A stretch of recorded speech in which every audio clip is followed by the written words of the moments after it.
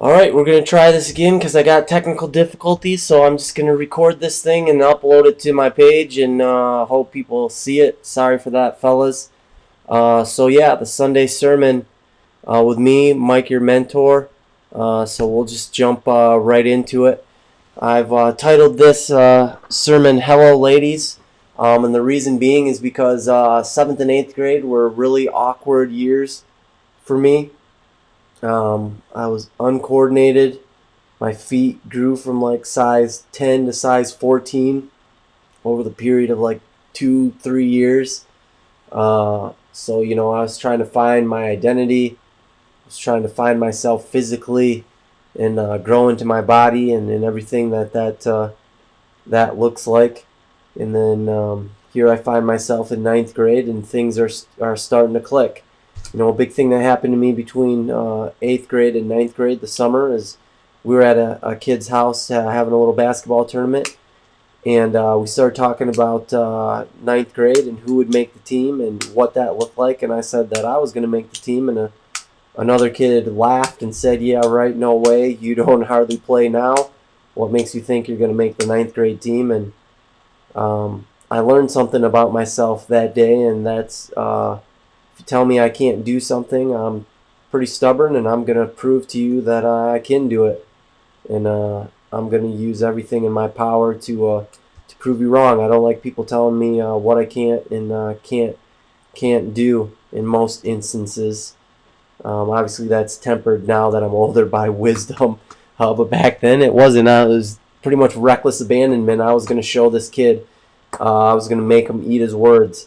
So I spent the whole summer playing basketball as much as I could, working on this move that if people that have come up against me um, affectionately know as the jab step. I would just drill that move over and over and over and over and over again in my driveway in attempts to master it, this one move. And I'd work on some other stuff in between there. But I was all about playing basketball. So getting to ninth grade, right? And, most of my time was spent between three things. Actually four things. One, meeting new people.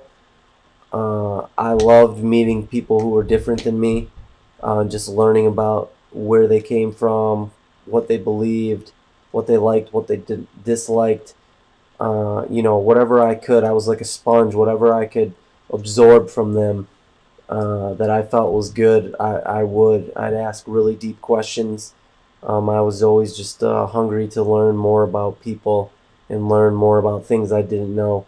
Then I spent my time, with my friends, with a core group of friends who I'll talk about here in a minute. And when I wasn't doing those two things, I was trying to play as much basketball as possible. Even though I played football and track, as soon as practice was over, I was going out to the park to shoot and to work on the jab step and to get better, because I was on a mission to make the basketball team and to just get as good at basketball as possible. I really fell in love with basketball. Uh, it wasn't easy at first, but the more I did it and the more progress I saw myself making, it became addictive. And I wanted more. I wanted to experience more. And then finally, the final area I spent my time navigating was girls, right? So I went from being super awkward and not getting much attention to kind of coming into to my own and being confident and starting to get more attention from girls and learning how to navigate that delicate dance with the opposite sex. Um, and I really didn't know because I didn't have a main source in my life explaining to me how certain things worked. Most of my information is like a lot of guys came from other guys and magazines, inappropriate magazines, and one of my best friends was 3 or 4 years older than me, and they were into girls, and so I wanted to be like them. So I, tried to do the things that they did and emulated, the way that I saw them interact with girls.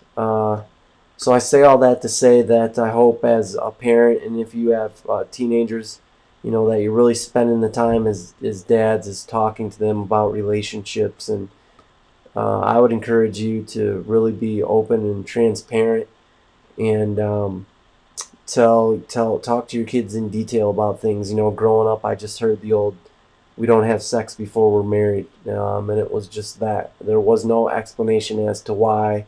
There was no um, there was no digging into it about, and just fleshing that out and providing information so that a decision could be made. You were just told not to do it. And I think for a lot of teenagers, like, if you're going to tell your teenagers something they can't do, they're going to purposely go ahead and do it so they can find out on their own.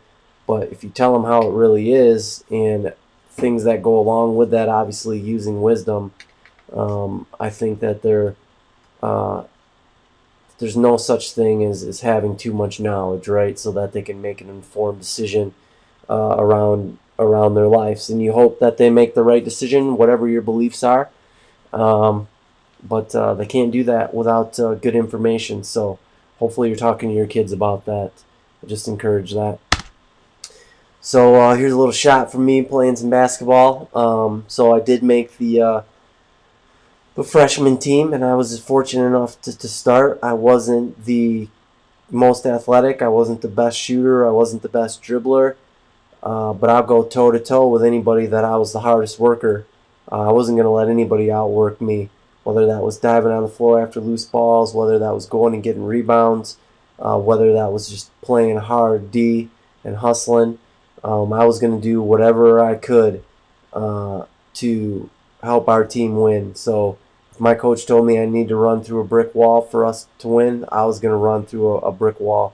I was more than willing to set the screen, uh, be the decoy, do what it was for the team to win. That's all that mattered to me. That's all that's always mattered to me. And anything that I've ever put, I guess, my time and energy into is making sure the team gets the win. Who cares if you score 40 points and your team loses? I mean, to me, that was never a big deal. I just wanted to win, and for the team to win. Yeah, so basketball. And then I want to talk about a couple of good friends that I had in my life, um, and why that's important. So the first good friend that I had during my high school years, and even to this day, is my buddy TJ. That's him in the gray sports jacket. And TJ came into my life. It's not an appropriate story for this venue, but my wife always says that all the people I'm friends with, at least guys, I've met one or two ways. One, playing basketball, or two, we've gotten into a fight, and then we become good friends. Sometimes it's a combination of both of those. And that was TJ. Me and TJ got into something, and sorry, TJ, but I finished it before it got started. And after that, we were thick as thieves. We had the same family situation, right? As we came from broken homes, and we really understood each other and could relate to that and the struggles that go on growing up without a dad or a solid male role model in your life. That's in your home constantly, I guess is what I should say. So we were best friends. We were doing everything together, hanging out, and if we weren't hanging out, we were playing basketball. And then another pivotal person in my life that was a good friend from the female perspective was the lady in the middle, Kristen. Another phenomenal basketball player. She was Miss Basketball for the whole state of Michigan. She's a very nice and kind person, and I hung out a lot with her and her family, and they were just awesome people to hang out with, and they sewed a lot into my life, and I'm very grateful for that. Another person that made a big difference in my life during this period of time was my buddy Justin. This is him right here dancing with Kristen, and he was a cool dude. He was his family was an all-American family, right? Like they were all tall, blonde hair, good looking. His dad was just a great guy, awesome role model. He was a beast on the basketball court. Not only would he just destroy us, but he'd destroy all the guys at the park. And we just looked up to him. And Justin inherited those same great qualities and basketball skills. And we looked up to Justin to show you what kind of guy Justin was. Him and his family were strong Christians. And Justin and both TJ, they always told me what I need to hear, not what I wanted to hear. And that's what made them such great friends. But I had this Jimmy, which is basically like a smaller size SUV that my grandpa would let me drive. And I put these huge speakers in the back, and we'd go around just blasting the music and the bass and singing rap songs. And Justin would be in the back, and he'd be singing along. And as soon as a song came to a swear word, he'd put his hands in his ears like this, and so he couldn't hear it. And then he wouldn't say the word, and then as soon as the word passed by, he'd just pick up like he didn't skip a beat and singing these rap songs with us. We thought we were so cool. Me, him, and TJ just rolling around. But yeah, he just always sowed into my life and spoke truth and encouragement into me and into TJ. We called him the Reverend because he was like that. He was like a pastor, to us throughout our lives. And him and TJ, they were the guys that called me the day my brother died and told me. And they were the first people that I saw when I came home and pulled into my grandpa's driveway. They had been standing outside waiting for me, and just with tears in their eyes, hugged me and told me how much they loved me and how sorry they were. And I'll never forget that, and what they've done for me throughout my life. And I'm glad that we're still friends to this day. So that's kind of what it looked like for 9th and 10th grade year. I just end this video by sharing something with you. Another thing that just sticks out in my mind from these years. I wasn't always an angel. I got into my fair share of trouble. Made my fair share of dumb decisions, and one of those was at school. I just remember that morning I had some crazy stuff going on at home, and I took that with me to school, and I just wasn't it's not an excuse by any means, I'm just giving context. I wasn't in the right frame of mind. I was feeling angry and upset, and I was in this class with a brand new teacher. She was a very nice lady. She was actually an awesome teacher. And I was in there with a bunch of guys that I don't know how we all got in the same classroom, but there's a saying that bad company corrupts good character, and we didn't do each other any favors. I mean, we just fed off each other in terms of acting out, and we were good a lot of times, but a lot of times we were goofing off and just being immature freshmen. And the thing that we had going on in class is, instead of swearing, right, because you can't swear and get away with it in class, we would substitute one letter for another. So instead of saying the S word, we'd say ship. So we'd be like, I don't give a ship, and then we'd say other words like that and change the letters, but still convey the same meaning. In this one particular day, we were doing that back and forth, and the teacher had said that was enough and to stop it. And I was notorious for always having to maybe get the last word in, so I pushed my luck trying to be funny, and I said a sentence with a word like that in it one last time, and the teacher snapped at me and told me to go to the principal's office. Well, this teacher had shared with us, she had been out of class for a while, that she had had a miscarriage. And man, this is, look back on your life and what are your proudest moments and what are your most disappointing moments. And this is probably one of my most disappointing moments, is in anger. I turned and looked at her, and I said, maybe if you weren't such a 4-letter word, you wouldn't have had a miscarriage.